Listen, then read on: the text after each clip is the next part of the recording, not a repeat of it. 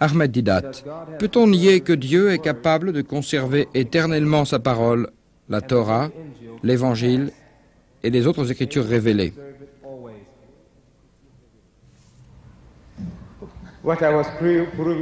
Ce que j'ai essayé de prouver ce soir, c'est que les écritures ne furent pas conservées. Vous me posez la même question. Les écritures ne furent pas conservées. Si elles l'avaient été, nous serions prêts à les reconnaître. Qu'est-ce qui a été conservé? Ce qu'elles contiennent est la cause de toute ces turpitudes. Comme ce texte licencieux que je vous ai mis en défi de lire. Frère Swagard disposait de 10 minutes de parole, ce qui était largement suffisant pour lire ce petit texte du livre d'Ézéchiel. J'ai dit que personne n'oserait le lire dans son église. J'ai dit que vous n'oseriez pas le lire parce qu'il n'est pas une parole divine. Si c'était une parole révélée, vous n'en auriez pas honte. Si Dieu Tout-Puissant n'a pas eu honte de révéler en détail la prostitution de ses deux sœurs, pourquoi ressentiriez-vous de la honte vous-même? Êtes-vous plus pieux que le Seigneur? C'est ce qui ressort de votre attitude, que vous êtes tellement pieux que vous n'osez pas répéter ce que Dieu Tout-Puissant a inspiré. Êtes-vous plus saint que Dieu? Bien sûr que non. La vérité, c'est que ceci n'est pas la parole de Dieu, que les Écritures furent falsifiées et que la Torah dont vous parlez n'est pas l'Ancien Testament. Vous dites que la Bible fut écrite par 40 personnes. 40 personnes ont écrit la Bible. Quand nous disons que nous croyons à la Torah, cela veut dire que nous croyons à la parole révélée à Moïse. Mais Dieu n'a pas révélé ce livre.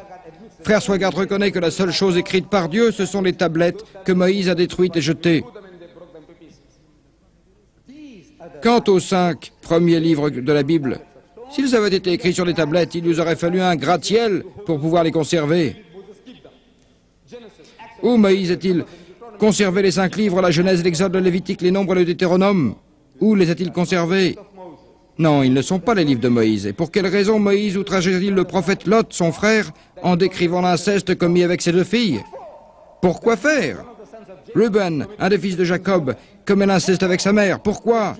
Et Judas, père du peuple judaïque et du judaïsme, commet l'inceste avec sa belle-fille sur le bord de la route.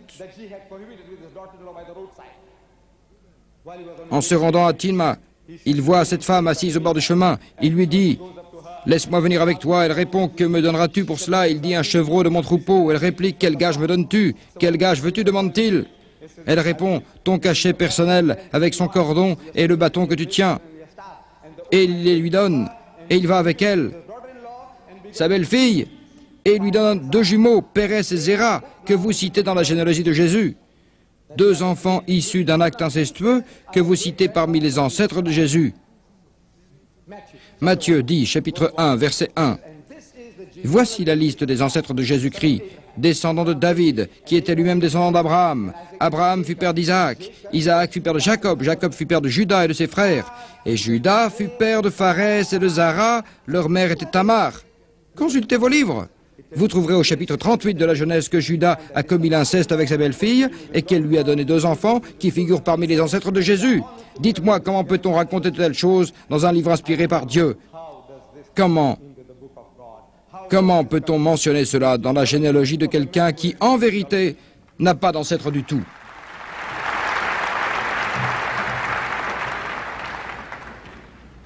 Mr. Swagard voudrait-il accéder à la demande d'Ahmed Didat et lire les textes de la Bible dont il est question? Je pense qu'il s'agit de ces passages visés par M. Didat pendant son discours.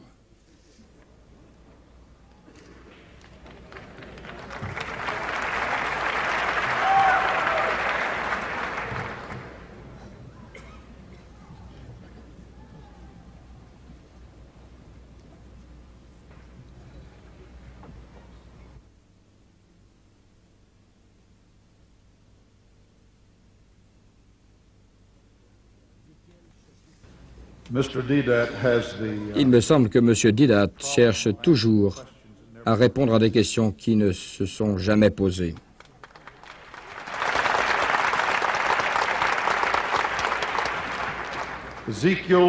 Ézéchiel, chapitre 23. Le Seigneur m'adressa la parole. Ézéchiel, dit-il, voici l'histoire de 2 sœurs nées de la même mère. Lorsqu'elles étaient jeunes, elles devinrent des prostituées en Égypte où elles vivaient.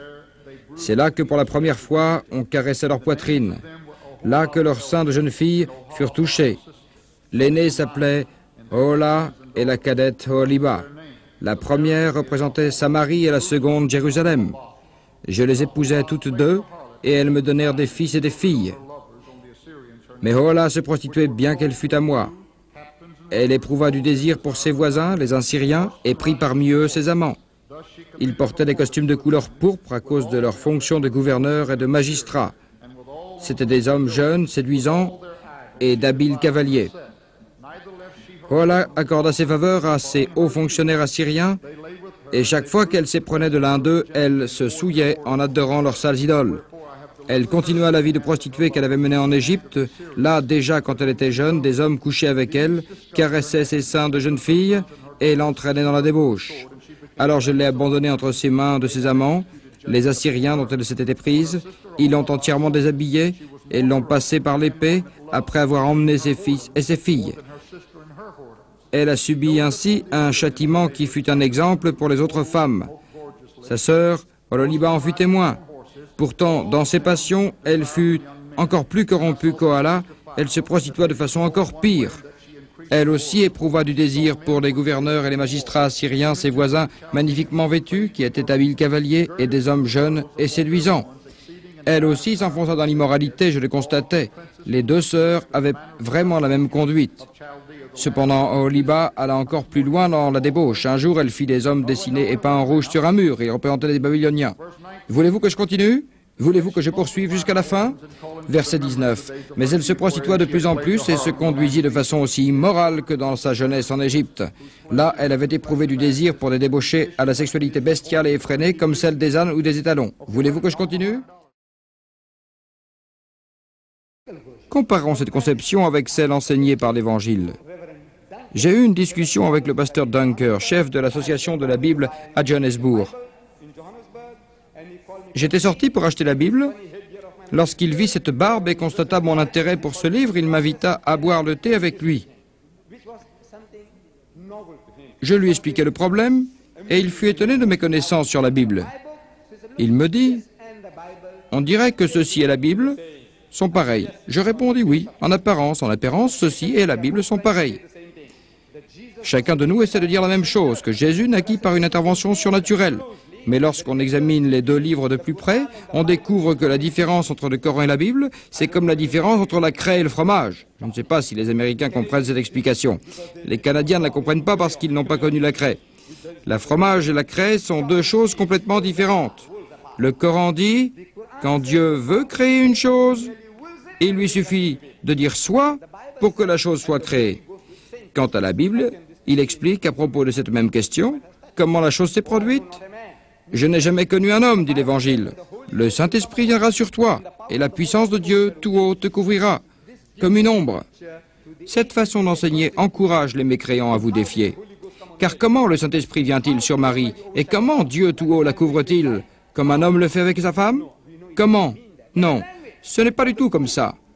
Le problème réside dans la langue. Le verset coranique dit, si Dieu veut une chose, il lui suffit de dire « soit » pour que la chose soit créée. La langue de l'Évangile est une langue terrestre.